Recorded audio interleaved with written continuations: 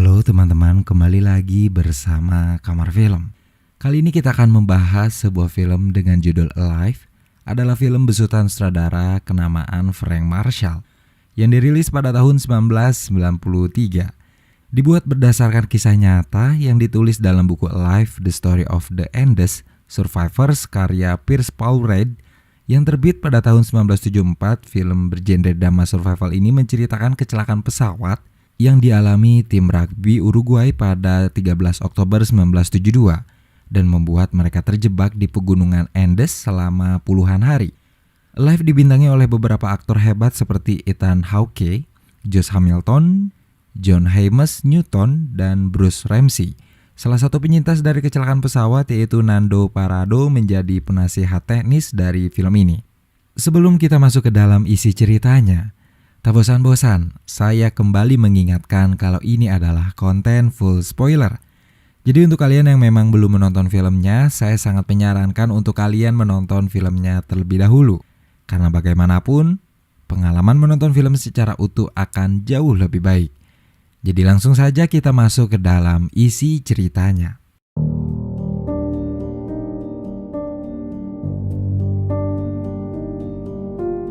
Film dibuka dengan memperlihatkan monolog dari Carlos Carlitos dan foto-foto dari beberapa pemain tim rugby yang diceritakan oleh Carlitos dengan perenungannya setelah 20 tahun selamat dari tragedi yang menimpa ia dan teman-temannya di pegunungan Andes. Kemudian, kembali pada tahun 1972 di mana pesawat yang ditumpangi tim rugby dan beberapa kerabat mereka sedang melintas di atas pegunungan Andes untuk menuju Chili. Suasana di dalam pesawat sangat ramai dan ceria oleh para pemain rugby.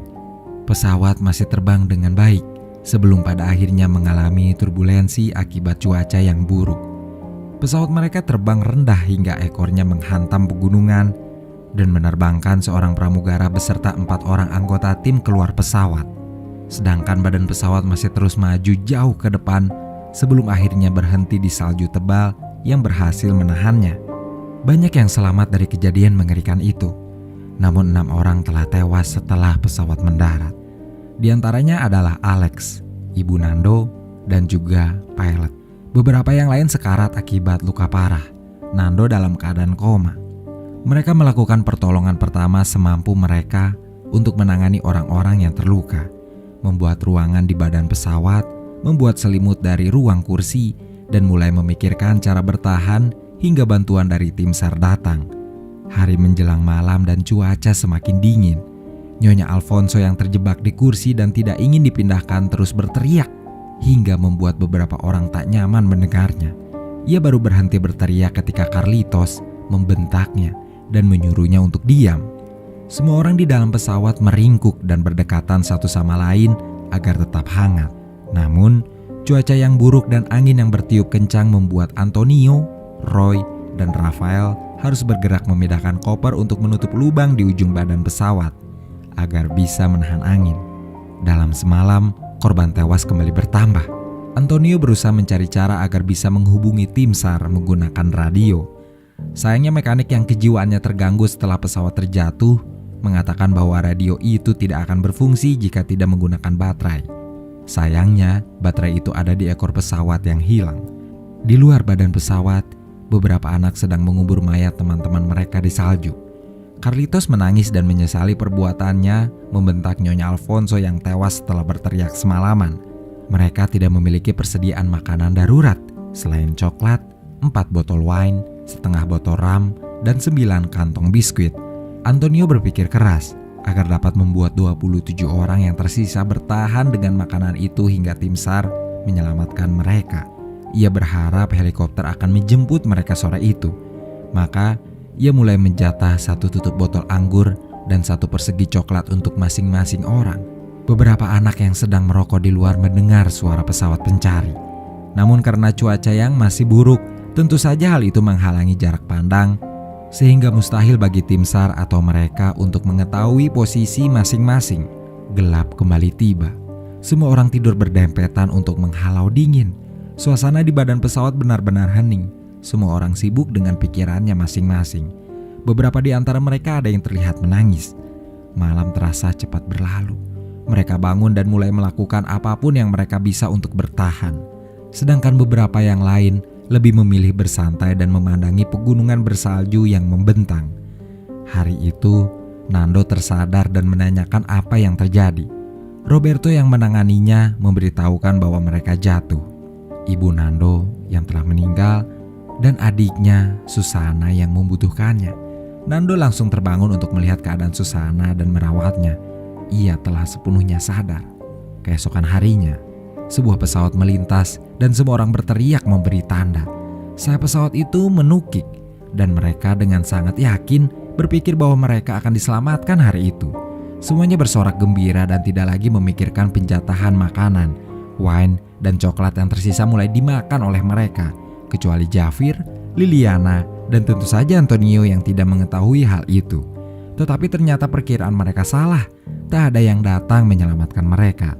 Antonio marah besar setelah membuka kotak persediaan makanan dan tidak menemukan satu pun yang tersisa di sana. Harapan mereka menghilang hari itu.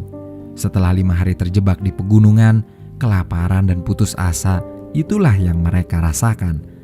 Saat Roberto, Zerbino, dan Tintin sedang membuat tempat tidur gantung untuk Federico dan Alberto yang mengalami cedera kaki. Tintin menemukan radio dan segera memberikannya pada Antonio. Di badan pesawat, Nando menjaga Susan dengan sangat baik. Namun ia mengetahui bahwa adiknya itu sekarat. Ia mengatakan pada Carlitos, setelah adiknya meninggal maka ia akan mendaki pegunungan untuk mencari bantuan dan pulang. Carlitos tentu saja meragukan hal itu. Nando akan membeku karena cuaca atau mati kelaparan karena mereka tak punya persediaan makanan. Dengan sangat yakin, Nando menjawab bahwa ia akan memotong dan memakan daging dari pilot yang telah tewas. Hari berikutnya, Antonio dan Tintin mencoba mencari informasi dari radio yang ditemukan. Roberto masih sibuk dengan kegiatannya merawat teman-teman yang terluka. Sementara kondisi semakin kacau, Antonio yang mendapat informasi bahwa tim SAR belum berhasil menemukan posisi mereka membuat beberapa orang menjadi bingung dan panik. Carlitos membuat rencana pendakian bersama Rafael untuk menemukan ekor pesawat dan membawa baterai untuk menghidupkan transmitter. 5 orang melakukan pendakian mencari ekor pesawat dan satu di antaranya hampir terjatuh ke dalam jurang jika Roberto tidak segera menariknya. Alberto menemukan peta dan menunjukkan posisi mereka serta jalan menuju Chili. Tetapi Roberto yang baru saja pulang dari pendakiannya menyatakan keputusasaan karena berpikir mereka tidak akan bisa melintas dan mendaki pegunungan itu. Nando hanya mendengarkan pembicaraan mereka di badan pesawat, memikirkan sesuatu yang lain. Malam yang dingin dan sunyi kembali tiba. Carlitos meminta teman-temannya untuk berdoa rosario. Semuanya berdoa, kecuali Vito yang mengatakan bahwa dirinya adalah seorang agnostik. Hari-hari terus berlalu. Antonio mulai menangis dan mengakui ketidakberdayaannya untuk menyelamatkan mereka. Di saat yang sama, Nando mengabarkan bahwa Susan telah meninggal malam itu. Duka terlihat di matanya. Dengan suara parau, ia mengatakan akan memakamkan Susan besok hari. Di hari ke-9, setelah Nando dan Roberto memakamkan Susan, Antonio harus menelan pil pahit ketika mendapat informasi dari radio bahwa pencarian mereka dihentikan. Nando yang lebih realistis lalu mengabarkan, dalam tanda kutip, kabar baik pada teman-temannya ketika Antonio menolak karena berpikir itu akan membunuh harapan mereka semua. Nando mengemukakan idenya untuk memakan mayat dan memulai pendakian untuk mencari bantuan. Tak ada pilihan lain yang dapat Nando berikan. Awalnya semua orang menolak kecuali Roberto. Menjadi kanibal adalah sesuatu yang menjijikan untuk mereka. Roberto berusaha meyakinkan teman-temannya untuk mengikuti ide Nando agar mereka terhindar dari kelaparan. Setelah beberapa perdebatan, Roberto menyusul Nando yang keluar lebih dulu. Ia memberitahu Nando bahwa yang lain akan memutuskannya esok hari. Ketika malam tiba, Roberto kembali meyakinkan teman-temannya lagi. Kini semakin banyak yang menyetujui ide Nando. Keesokan harinya, Roberto mulai memotong dan memakan daging salah satu mayat yang telah membeku. Menahan perasaan jijiknya, hingga kemudian teman-temannya mengikuti. Nando tak ikut dengan mereka. Ia berada di badan pesawat karena tak ingin melihat jika mereka sedang memakan mayat adiknya. Namun, Roberto mengatakan bahwa mayat yang dimakan adalah mayat seorang pria. Setelah makan, Rafael, Juan, dan Zerbino berangkat untuk mencari ekor pesawat dan membawa baterai untuk menghidupkan transmitter. Butuh waktu semalaman untuk mereka menempuh perjalanan pertama. Roberto dan Nando berpikir bahwa Rafael, Juan, dan Zerbino tidak akan selamat. Namun keberuntungan masih memihak pada mereka yang disinari cahaya matahari ketika badan mereka mulai membeku dan dipenuhi salju. Pendakian mereka berlanjut dan menemukan mayat teman mereka yang lain. Lalu mereka kembali ke badan pesawat dengan menggunakan sayap pesawat sebagai papan seluncur, memberitahukan bahwa ekor pesawat belum berhasil ditemukan. Mereka berencana membuat tim pendakian baru karena Rafael, Juan, dan Zerbino tidak ingin melanjutkan pendakian. Malam itu ketika semua orang sudah terlelap, longsoran salju menimbun mereka secara tiba-tiba. Roberto yang tidak tertimbun berusaha menyelamatkan teman-temannya akibat longsoran salju itu. 8 orang tewas di tempat. Cuaca di pagi hari sangat buruk. Badai salju melanda, pendakian mereka harus ditunda. Hari itu, hari ulang tahun Rafael dan Carlitos. Mereka merayakannya dengan segumpal salju dan sebatang rokok. Badai pun mereda keesokan paginya. Cuaca cerah menyambut mereka yang masih hidup. Mereka mengerahkan tenaga untuk menggali badan pesawat yang tertimbun, mengeluarkan mayat-mayat dari pesawat dan memakamkan mereka. Nando berbicara pada Roberto untuk memulai pendakian. Namun Roberto mengatakan akan melakukan pendakian setelah musim dingin berakhir.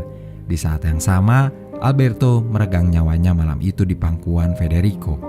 Mereka bertahan hingga hari ke-50 dengan memakan mayat teman-temannya sendiri. Nando, Roberto, dan Tintin memulai pendakian mereka hingga menemukan ekor pesawat. Mereka bermalam di sana. Ide Nando untuk berjalan ke Chili ditolak oleh Roberto yang merasa hal itu tidak mungkin dan hanya akan membahayakan nyawanya sendiri. Baterai terlalu berat untuk mereka bawa. Maka Roberto memutuskan untuk membawa Roy yang ia pikir bisa menyambungkan radionya. Namun Roy gagal. Radio tidak tersambung dan Nando mendesak Roberto untuk melakukan pendakian hingga ke Chili. Meski Roberto bersikeras menolak, Nando tetap berniat melanjutkan pendakiannya. Mereka kembali ke badan pesawat, mengatur rencana baru untuk menyelamatkan diri. Nando harus menggendong Roy yang tidak mau lagi berjalan di tengah badai salju dan menemukan Federico yang sudah meninggal ketika ia masuk ke dalam pesawat. Hari ke-61, Carlitos menjahit kantung tidur untuk pendakian. Keadaan terus memburuk dengan kejiwaan teman-teman mereka yang terganggu dan membuat Nando kembali mendesak Roberto untuk segera melakukan pendakian ke Chili. Kematian Rafael membuat Roberto akhirnya menyetujui usul Nando. Mereka berangkat hari itu juga. Nando, Roberto, dan Tintin melakukan perjalanan dan pendakian terjal yang benar-benar membahayakan nyawa mereka. Setelah 2 hari perjalanan, keputusasaan kembali menyerang Roberto. Ia ingin menyerah, namun Nando terus meyakinkannya hingga Roberto mau mengikutinya.